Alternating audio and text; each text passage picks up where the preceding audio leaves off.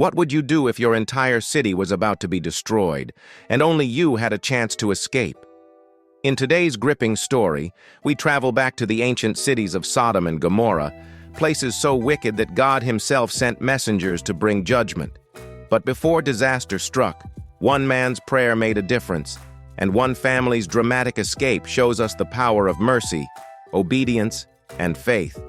Stay tuned as we dive into this powerful Bible story of Abraham's plea and Lot's escape.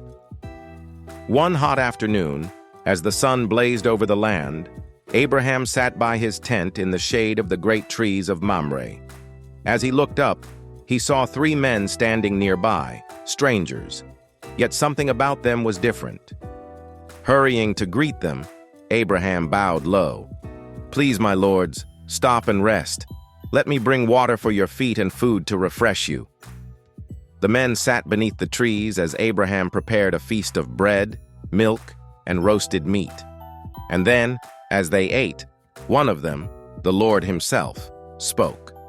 "Shall I hide from Abraham what I'm about to do?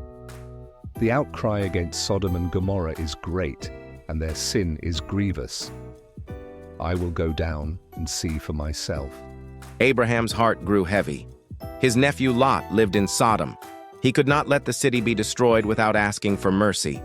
Stepping forward, he spoke humbly. "Lord, will you sweep away the righteous with the wicked? What if there are 50 righteous people in the city?" "If I find 50 righteous people, I will spare the city." Abraham swallowed hard. "What if there were fewer?" Again, he pleaded. "What if there are 45, or 40, or 30?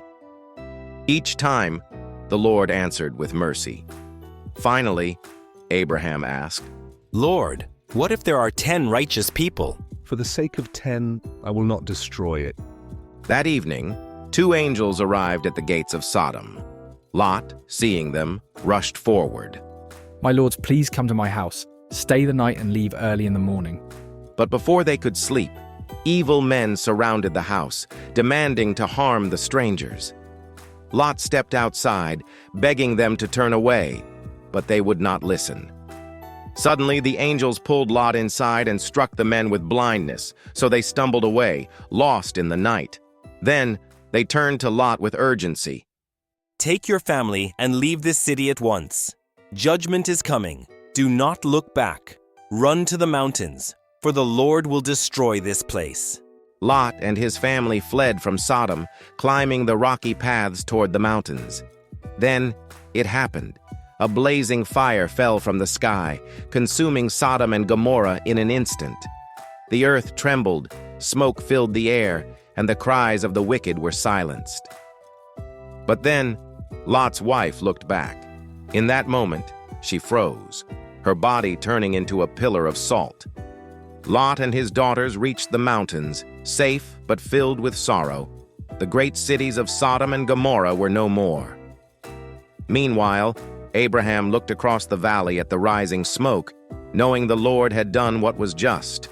Yet, he also knew God had shown mercy. The story of Sodom and Gomorrah reminds us that while God is just, he is also merciful to those who listen and obey. Abraham's brave prayers and Lot's narrow escape teach us lessons of faith, courage, and the importance of following God's guidance, no matter how difficult. What choices will you make when faced with challenges? Let's keep learning and growing together. If you enjoyed this video, don't forget to like, subscribe, and hit the bell so you never miss more amazing Bible stories brought to life.